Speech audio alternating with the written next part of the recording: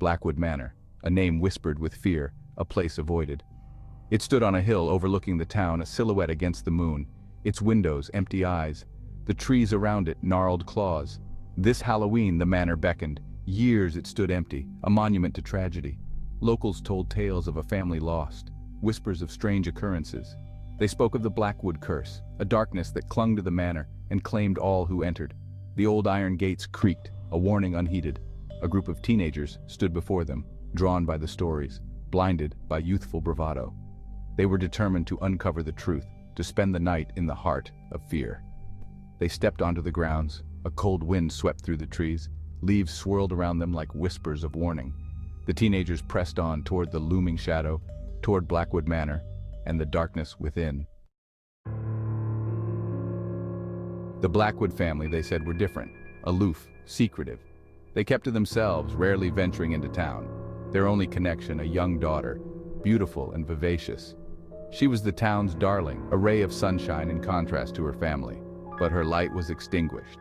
She vanished without a trace, leaving only sorrow and questions. Some whispered of foul play, others of something darker, something tied to the manor, to ancient rituals and forbidden knowledge. The Blackwood parents died soon after, grief-stricken, or so the story went. The manor remained a testament to their tragedy, a shell whispering their secrets. The teenagers listened, intrigued, unafraid. They would soon learn some secrets are best left buried. Inside the manor, dust lay heavy. Cobwebs draped everything like shrouds. The air was stale, heavy with the scent of decay. The teenagers coughed, waving away dust motes. Their excitement dimmed, replaced by unease. They explored the rooms, each one a window into the past, a forgotten life. A child's doll lay abandoned on a dusty floor. A rocking horse stood frozen mid-motion. The remnants of a family lost to time. In the master bedroom, they found a diary. Its pages brittle, the ink faded. It spoke of a family heirloom, a necklace said to hold a dark power. The last entry spoke of fear, of something evil approaching. The necklace was missing, vanished with the daughter. The teenagers exchanged glances. A thrill ran through them. The diary confirmed their suspicions. Blackwood Manor held more than just tragic memories. A grand staircase dominated the foyer, its dark wood gleaming in the dim light. A heavy velvet rope barred the way upstairs, a silent warning, unheeded. One of the teenagers, bolder than the rest, unhooked the rope. The steps creaked under their weight, each footstep echoing in the silence. The air grew colder as they ascended. A sense of dread settled over them like a shroud. The upper hallway stretched before them, long and dark. The doors to the rooms stood slightly ajar, as if inviting yet threatening. Shadows danced at the edge of their vision. They pressed on, drawn deeper into the manor's embrace. Each step a move toward the unknown, toward the darkness that awaited them. A sudden gust of wind slammed a door shut. The sound reverberated through the hallway. The teenagers jumped, turning towards the noise, their hearts pounding. A cold spot settled in the center of the hallway. The air grew heavy, difficult to breathe. A low hum started to vibrate around them, growing in intensity. Then a whisper, barely audible but filled with malice, seemed to come from the walls themselves, as if the house itself was speaking. The teenagers huddled closer, fear replacing bravado. They were no longer intruders. They were guests in a house that did not welcome them. They pressed on, further into the darkness, driven by a morbid curiosity and a growing sense of unease. Each room they entered was colder than the last. The shadows seemed deeper, the silence heavier. In a child's room, a rocking horse began to move slowly at first, then faster, as if ridden by an unseen hand. The haunting sound of laughter echoed in the air, a child's laughter filled with a chilling joy. A music box, untouched on a dusty shelf, began to play, its tinkling tune a jarring counterpoint to the oppressive atmosphere. The teenagers exchanged nervous glances, their bravado crumbling. They were not alone. The house was alive, filled with the echoes of its past and the whispers of something more sinister, something that watched them from the shadows. One of the teenagers, a girl named Jessica, gasped. She pointed to a wall at the end of the hallway, a wall that hadn't been there before. Or had it? They couldn't be sure. The darkness played tricks on the mind. As they approached, the wall shimmered, revealing a hidden doorway. The door was made of dark wood, intricately carved with strange symbols that seemed to writhe and shift as the teenagers watched.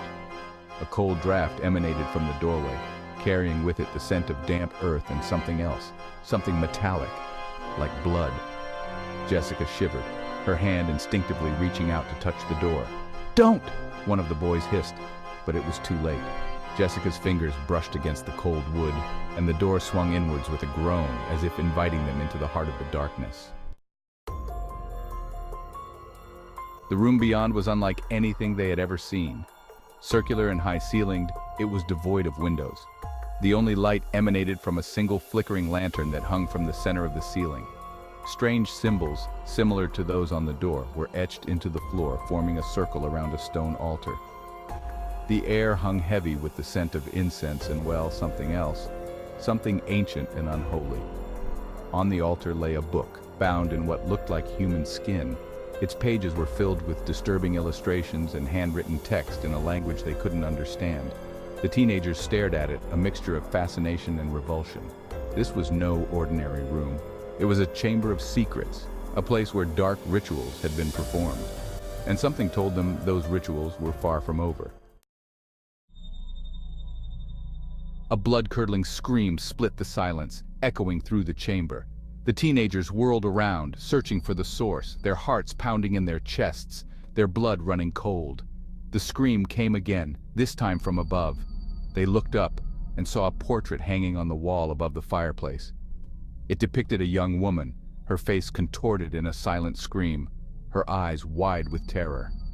As they watched, the portrait began to change, the woman's expression growing more and more grotesque, her features twisting, her eyes bleeding until she resembled nothing human, but a horrifying mockery of life. Then, as quickly as it began, it stopped. The portrait returned to normal, the woman's face frozen in its silent scream. But the teenagers knew what they had seen was no trick of the light. Panic seized them. They had seen enough, more than enough. They turned to flee, back through the hidden door, back through the shadowy hallways, back to the safety of the night. But the house had other plans. The floor tilted beneath their feet, sending them sprawling. The lantern in the ritual chamber sputtered and died, plunging them into absolute darkness. A cold wind whipped through the house, slamming doors, rattling windows, whispering their names. The teenagers scrambled to their feet, stumbling over each other in their haste to escape. The house was alive, hunting them, and they were running out of time. They burst out of the manor into the cool night air, gasping for breath, their clothes torn, their faces pale with terror. They didn't stop running until they reached the safety of the iron gates. As they stumbled through, they heard a noise, a low growl filled with rage and something else, something mournful. It seemed to come from the house itself, as if it were lamenting their escape. Looking back, they saw a figure standing in the window of the topmost floor, a tall, shadowy figure, its eyes glowing with an unnatural light. It watched them as they fled, its gaze cold and filled with malice. The Blackwood curse was real, and they had awakened it. The teenagers never returned to Blackwood Manor, the memory of that night forever seared into their minds. They tried to forget the horrors they had witnessed, but the house and its secrets haunted their dreams. Word spread of their experience. The legend of Blackwood Manor grew stronger, fueled by their tale. The house remained, standing alone on the hill, a testament to its dark history. And so it stands, a warning to those who would dare trespass upon its grounds, a reminder that some places are best left undisturbed. For within its walls, the darkness lingers, waiting to claim its next victims.